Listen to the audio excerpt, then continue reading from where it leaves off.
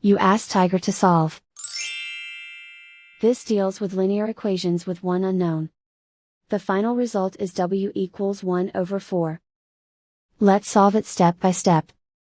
Group all W terms on the left side of the equation. Subtract W over 5 from both sides. Combine the fractions.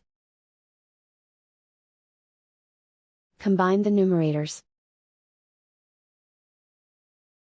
Group like terms. Combine the fractions. Combine the numerators. Reduce the zero numerator. Simplify the arithmetic. Isolate the W. Multiply both sides by inverse fraction 5 over negative 2.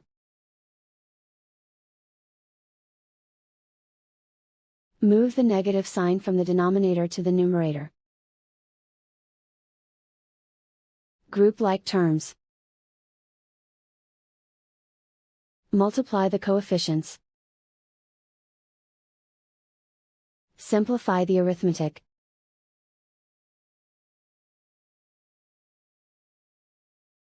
Move the negative sign from the denominator to the numerator.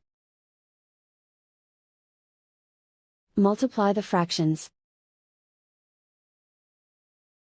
Simplify the arithmetic.